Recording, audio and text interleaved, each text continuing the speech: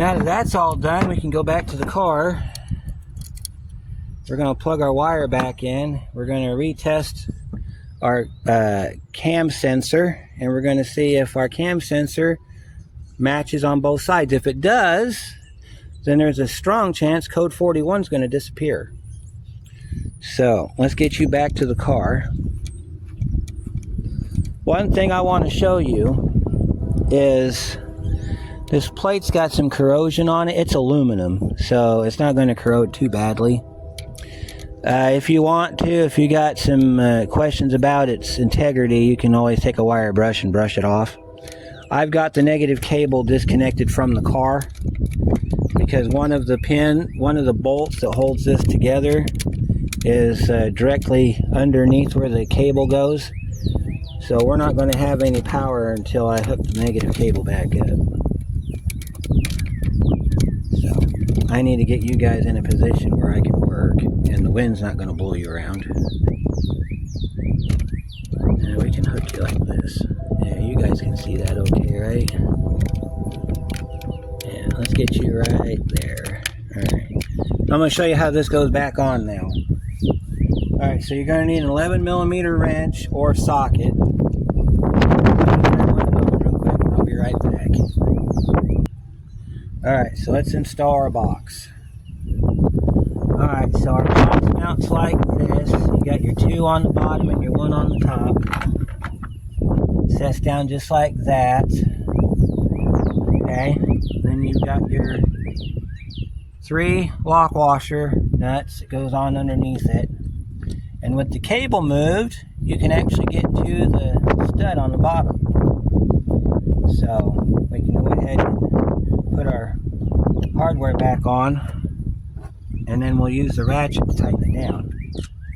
You got 2 on the bottom and then 1 up on the top here, and that holds this box to the ratchet. So the reason I was looking for heat sink grease is because on some of these GMs, you'll if you've ever gotten an OE car that's never been worked on, you'll take the module off the bracket and you'll see it's got a white grease on the bottom. That grease is heat dispersing grease. It's there because GM felt that where the component was located was going to get really hot. So that grease is designed to take the heat away to where it doesn't melt the component. Ford uses that a lot on their cars. If you've ever had to change a module on a Ford, you'll notice it's got that grease. Well, that grease is there to keep the component from rusting to the bracket, and it's also meant to disperse heat. Because for some reason Ford likes to have brackets that rest to their components, and you have to fight like crap to get it off. So that's supposed to be a way to help you, and well, sometimes it works. But got our 3 nuts tightened down. Grab it, try to wiggle it, can't wiggle it, we're good to go. Alright, so to get that plug back in, we need a 6, I believe it's a 6mm socket. Let me go grab one real quick since we're doing that. Let's try the 6. No, it is a 7. Okay, it is a 7. Should be just like everything else on this car.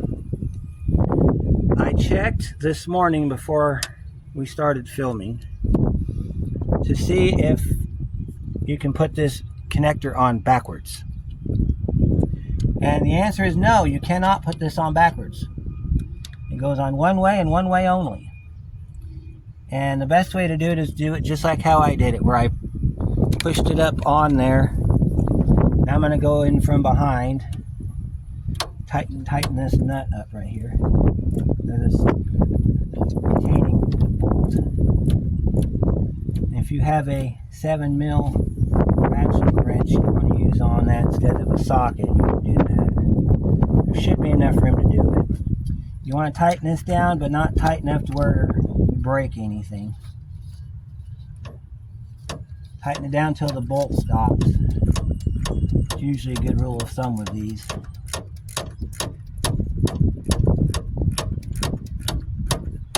And all this does is it keeps this plug from falling out because there's no weather pack on it. Here, I just got it snugged. It's not going anywhere. Alright, so now we got to hook our negative terminal back up. So I put the nut back on it last night. There's the nut for our negative terminal. So let's grab our negative terminal, which should be right down here next to the belt where I parked it. Put our negative terminal back on our stud. We got a wire here we got to plug in before we plug it into the car. This is our ECU ground, okay? The positive side's got one similar on it. That's ECU power lead. If you're clearing codes on the computer, one of the instructions says to remove the ground lead from the cable. That's what this is. So if you're wondering what this wire does, this is the ground to your ECU. Okay, that plus take the fuse out. So let me go grab a socket for this and we'll get that tightened down. This nut is a 15 millimeter. Once you've got your negative terminal put back on, you want to put this on shiny side in, because that's the side that was grounded to the ground strap. The dirty side facing out is not going to get you very far. Might give you bad grounding issues. And then that nut sits right underneath the module, right where my ratchet sits. I showed it to you earlier in the video where that bolt sits, so you should be able to find it with no problem. If you want to go through the process of moving your ground wire, you probably can, but I wouldn't recommend it because there's very few spots under here that make good grounds. And wherever GM decided to put your ground wire is where they felt it would be best served. So you want to kind of leave it right where it is.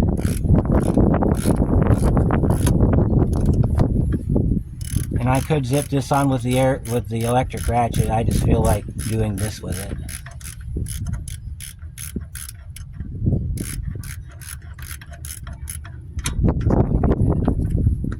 And there's just enough tension on that bolt where you can't, or that nut where you can't turn it by hand. So we need to put a small extension on there to make sure I don't screw that nut.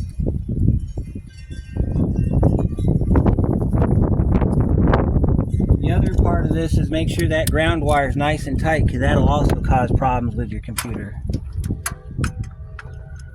If it's not nice and tight, you could have grounding problems.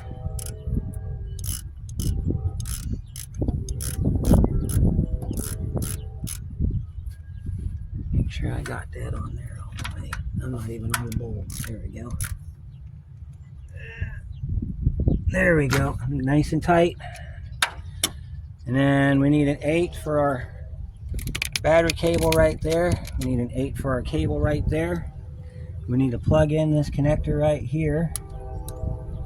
Okay, and then we'll plug that in, then we'll hook our, we'll go in the car and I'll hook up the fuse for the computer. And then we'll check our circuit and see if we have where we need to have for our powers and grounds for our circuit. Hopefully we do. I don't want to have to do this again. And then if we have all of our powers and grounds to our module, then we'll go ahead and we'll hook our plug wires back up and we'll start the car and see what it does. Alright, so let's move this back out of the way so we can get to our connector. Alright, so we're going to go back under here and we're going to take our connector back off for our plug. Alright, so let me go hook the fuse up, grab the 504, and I'll be right back. Alright, so we're going to test that circuit again. Now my criteria is, it says between 8 and 10 volts. So if the voltage is over 10 volts, even if it's 10.1, that's considered over. In case somebody is getting ready to comment and say, what is your, what do you use for a measurement? That's what I use for a measurement.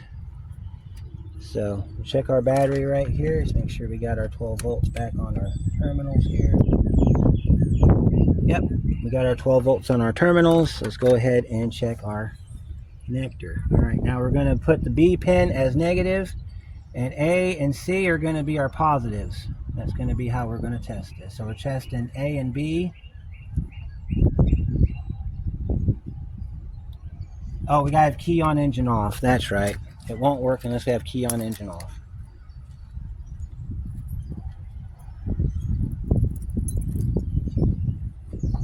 So we'll do key on, engine off.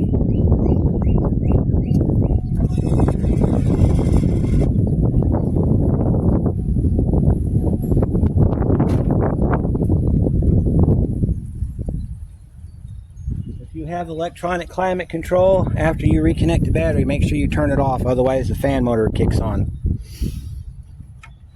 So, then turn the heater off. Alright, so we're doing key on, engine off. We're on pins A and B. As soon as I get the connectors put, so I can grab hold of it here. And then our voltage reading is 9 volts. Okay, so now we're going to check B and C, and it should be 9 volts, or between 8 and 10 volts. Alright, 10.7. Okay, so let's check it back on this side. This side's reading 9. Alright, let's try something different. Let's change the negative here. Let's change it to this one here. And see if it changes. This is going to give me negative 10.7. Okay, so which connectors are giving us the high reading? Connector C. Alright, so we're going to have to go to the book and look up connector C and see where that goes and see if we have a short to ground to connector C. But the good news is we got more voltage going to the ignition system now, so this box is going to work. We got 8 volts or 9 volts on the side going to the module, so the module is functioning like normal. Because the next step, according to the chart, is to get under the dashboard and check the computer.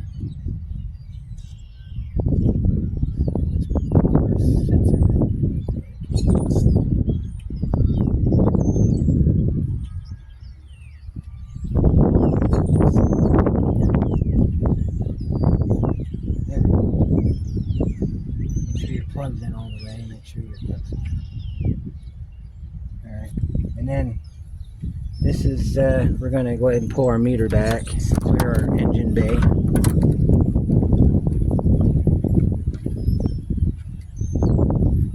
So this is how you hook your plug wires back up. So we've got 2, 4, and 6. So this is 2, 4, and 6, okay? Being that these don't have any dielectric grease on them, I'm going to get some real quick.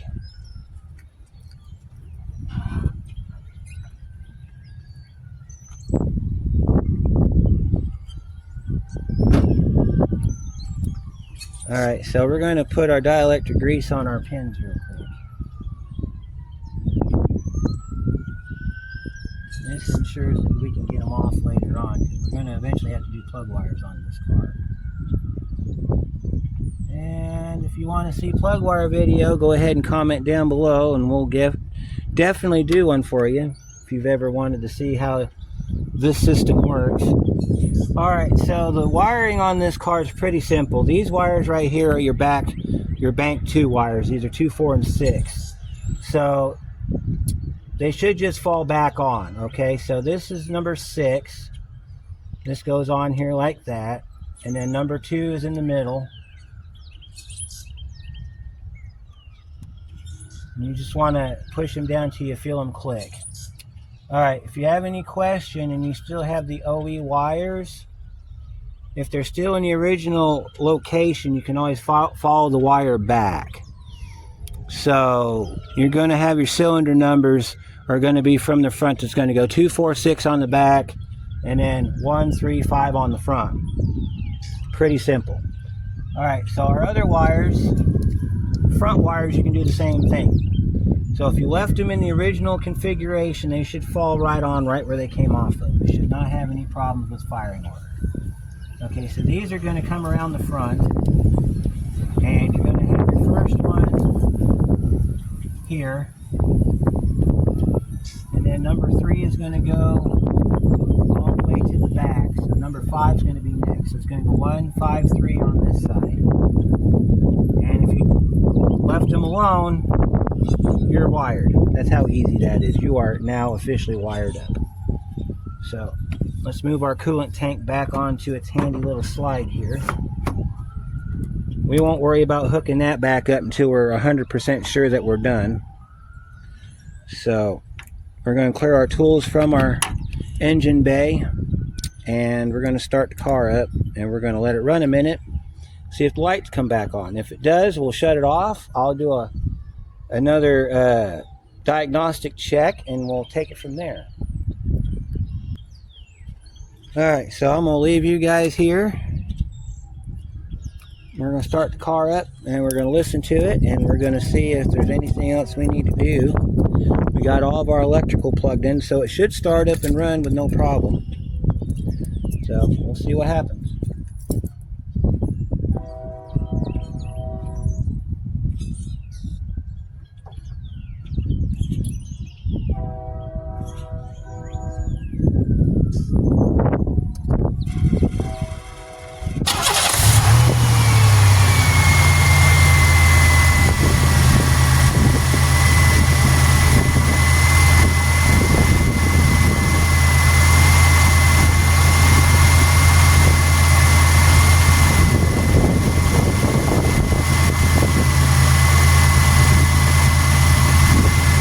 You gotta let it run a minute so that the computer can go through and test all the systems. And it takes about 1 minute for it to complete the system test. While it's running, you can go through and make sure that if there was anything that you forgot to tighten down, you take note of it so that when you shut the car off, you can go back through and tighten it up.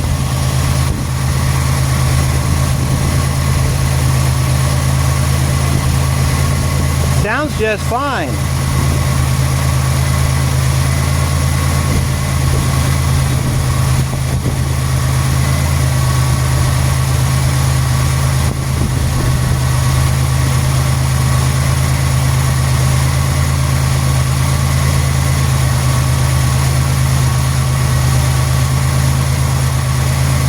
You might hear the idle change up and down a little bit. That's the computer doing its systems test. Completely and totally normal.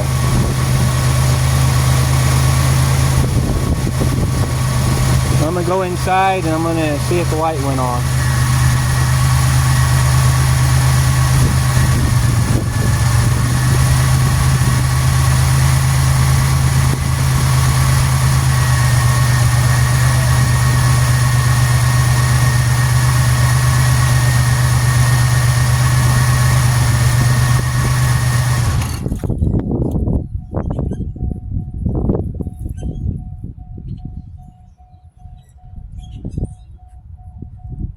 Alright, light is still on, so I'm going to do a code test and see if our code 41 is gone. I'll let you know what I come up with in just a minute. Alright, so code 41 is still in the computer. So next step is we're going to pull the cam sensor, because I got a feeling that we got a bad cam sensor. Wiring's checking out normal. Pull the cam sensor and we're going to see what that looks like. So I'm going to show you how you do that. You got to get down here. I bought that cam sensor from Advance up in New York back in 2016. It was like 60 bucks. I don't recall if it's got a warranty on it or not, but while we're at it, we could try to check our pin fitment while we're here, because if our pins are bad, that's going to be another reason why we're having problems with code 41. Alright, so let's see, that's held in by a Let's see, your bolt's down here. That's it right there. I think that's a 10. Let me grab a 10. But the sensor that I took out didn't look all that bad, so I kind of wonder if maybe I had a wiring issue to start with.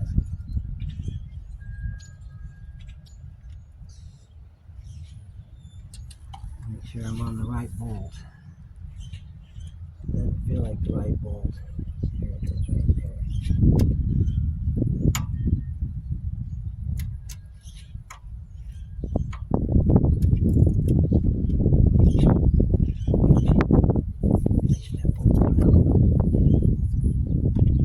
This wasn't that hard to change. I remember it was pretty simple.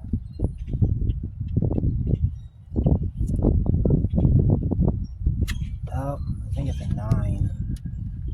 10. And it wasn't that hard to change either. 3/8 for the win. Don't you start screaming in the comments about there being metric on this car, because I'm going to tell you what. That was the way it used to be back in the day. We didn't go full metric till about 98 on these cars. So prior to 1998, you're going to have metric and standard living happily together. So you can just back that up right now.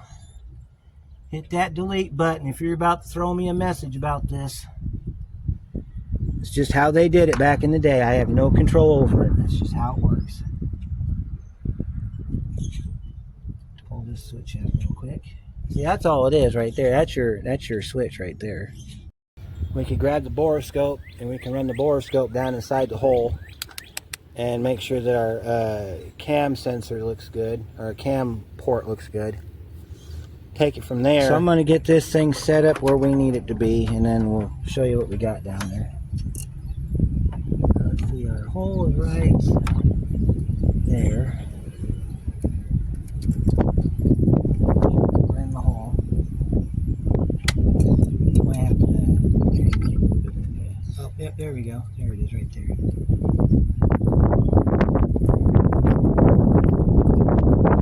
There is our camshaft button.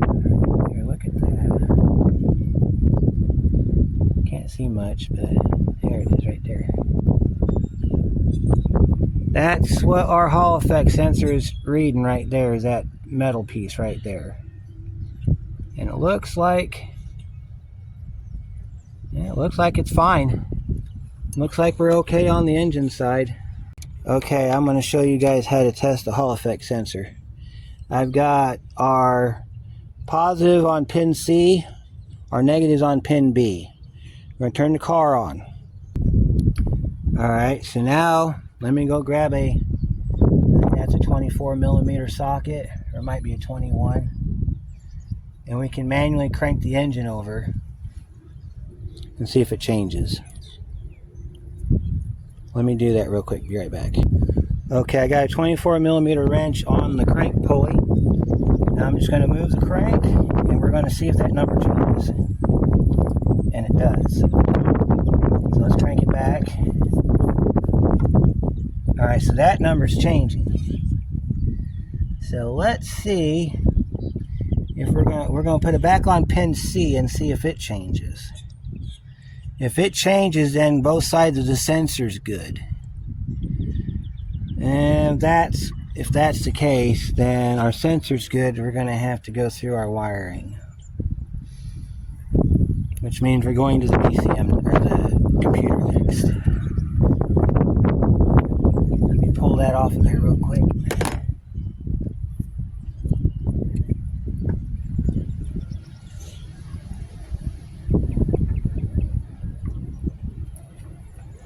Alright, let me move this back over to pin C real quick.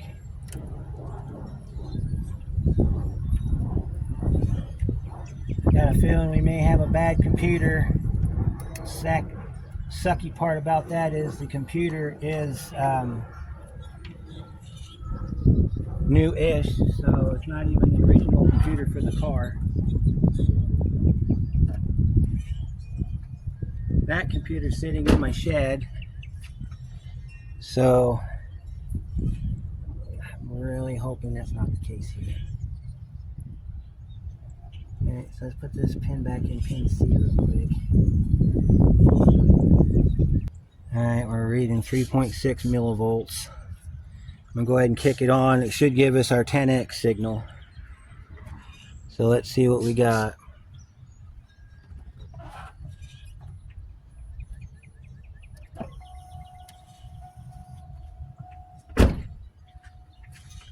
Okay, there's our 10x signal. So let's see if by moving this crank, if we change that signal at all. Yeah, it's moving. Let's move it back the other way.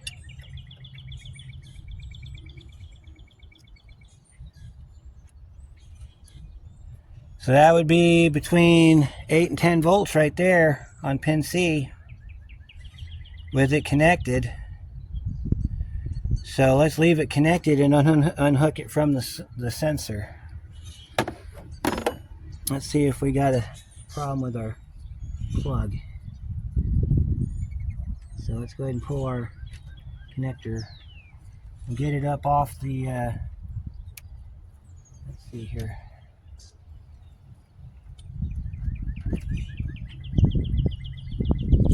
Yeah, 10.9. There it is off the sensor. We're reading 9 volts, which means we're within spec. So they're both normal. So this changes things. Because see, watch, I'll turn it off and I'll turn the key back on. It'll read the same. Okay, there it is. Key off. Now turn the key back on and it should read 9.97 volts. See that? Now we're within 8 and 10 volts. They're both normal. Okay. So we know the low side's good. We know the other side's good. All we had to do is just move the sensor. The sensor's picking up, so the sensor's still good.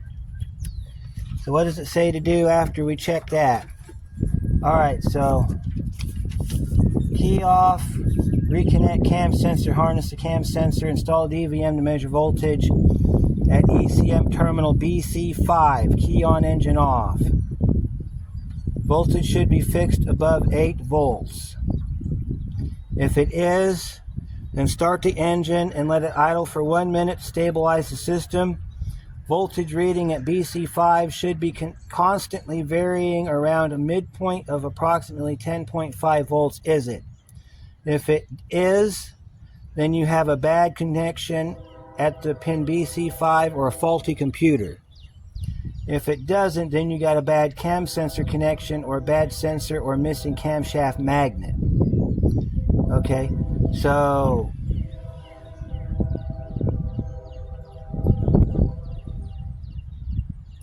alright, so either way it's going to either condemn the computer or it's going to condemn the sensor or the wiring. So that doesn't leave you much to the imagination if you're trying to figure this out.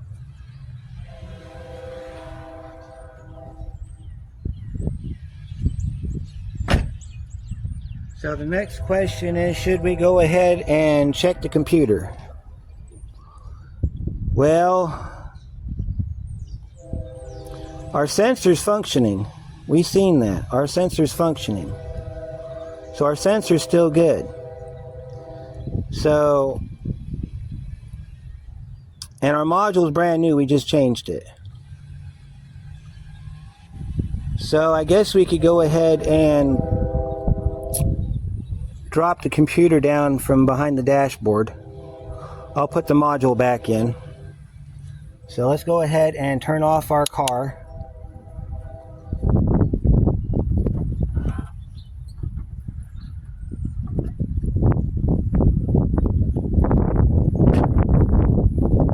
The only part that sucks about doing the computer is I've got to pull that hush panel back out. And I just put that back in. I gotta take that hush panel back out because the computer, well, there's a video that I did where I changed out the computer. So you'll get to see where the computer lives. So I'm gonna have to that hush panel down, there's a 10mm nut that holds it to the bracket. And then I got to pull the computer away from the bracket and pull it down. Then after we get the computer down, we got to locate terminal BC5. So this is still good. We're going to put this back in. That goes in just like this. You just slide it down in the hole. Get it in the hole. Line up the bolt, the hole with the space there. Then you take your little 3/8 bolt here and you put the 3/8 bolt back in it. I think this is the most in-depth on code 41 I've ever done. I want that light out. And short from taking the dashboard apart and pulling the bulb out of the check engine light, which is never recommended, by the way. I want this car to be without a light on. This is the only car in the fleet that has a light on. And it's for something absolutely stupid. I mean, yeah, it's required for the car to run good.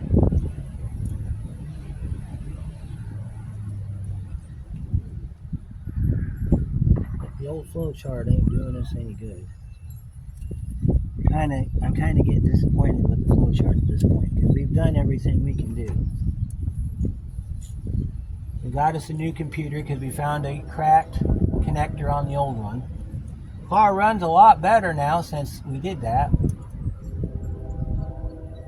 Make sure that connector is nice and tight when you put that together. That way it has no room to move. There's a rubber O-ring that goes on there. Make sure that rubber O-ring is seated properly or you will leak oil like the son of a gun. Our magnetic button's still there because we saw that on the boroscope.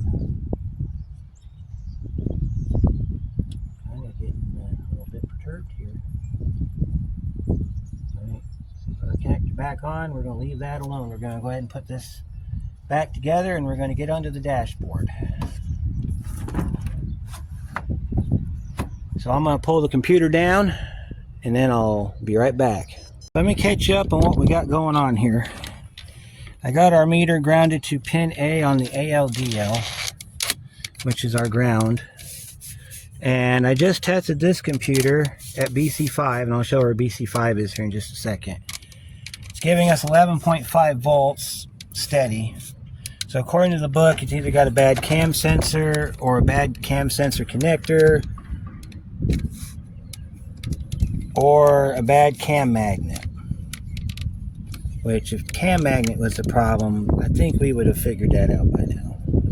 So what I'm doing now is I'm unplugging the computer I got from the junkyard. I got our original computer right here on the seat with me. And what I'm going to do is I'm going to test it and see if our actual computer is good. Because if our computer is good, then maybe that'll change our variables here.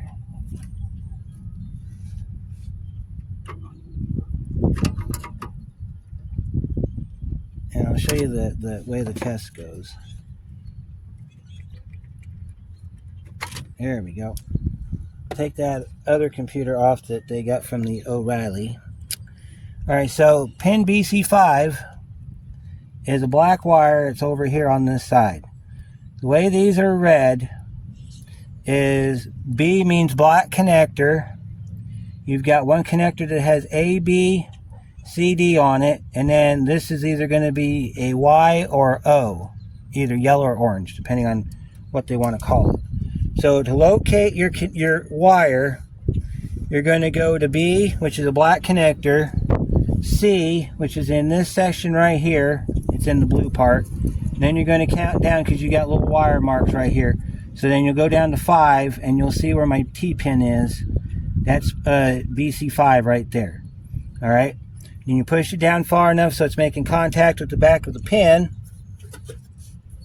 and you're good to go after that. So what we're going to do is we're going to hook our original computer back up, the OG computer. We're going to plug it back in to the car.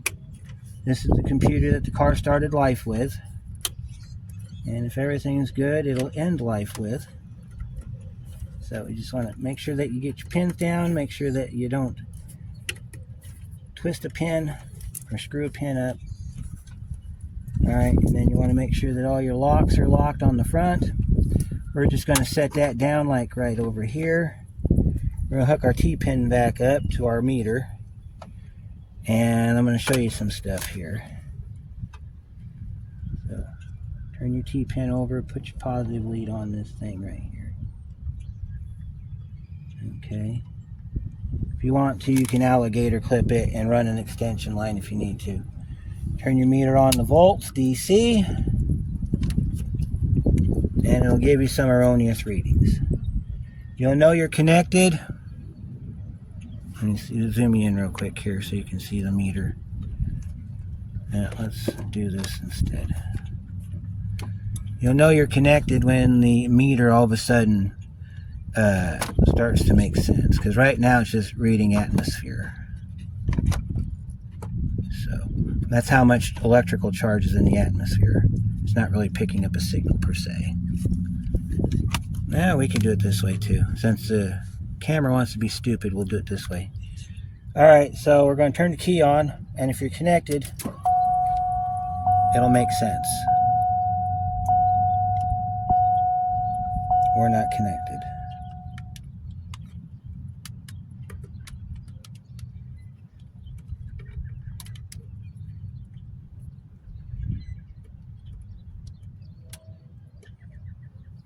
Alright, make sure that you don't pull the pin out. Let me go grab let me turn the key back off.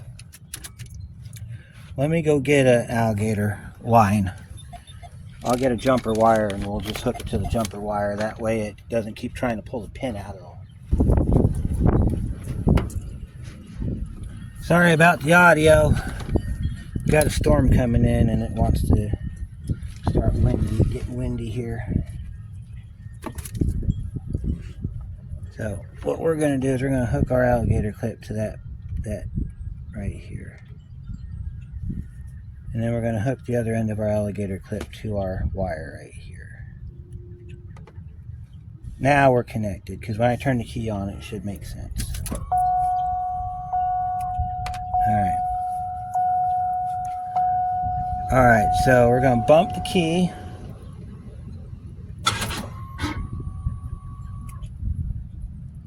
It should start reading volts. Let's change our range.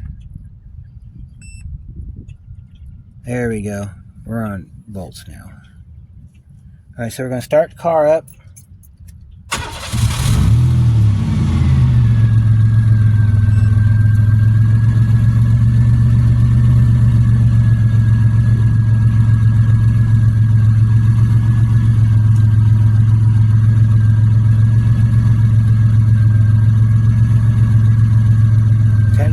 Volts. We're going to let it run a minute to stabilize the system. The other computer read 11.5 volts.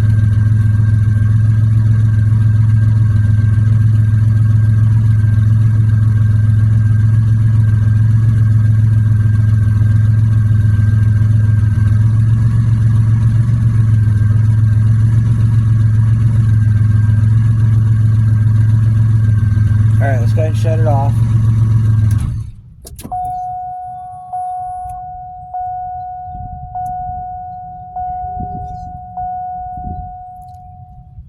Let's bump the key real quick. There we go.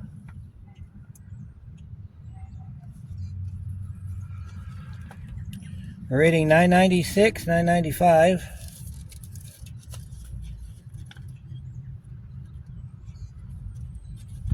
Alright, so it says here, start the engine idle for a minute to stabilize the system, which we did. Voltage reading of BC5 should be constantly varying around a midpoint of approximately 10.5 volts. Is it? We're going to say no because it wasn't. So then it said bad cam sensor connections, or bad sensor, or missing camshaft magnet. That's what it's telling us.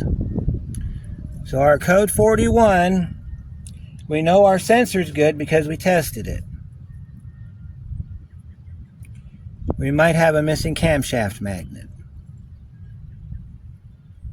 Not exactly sure how we go about doing anything about that. But our computer is good.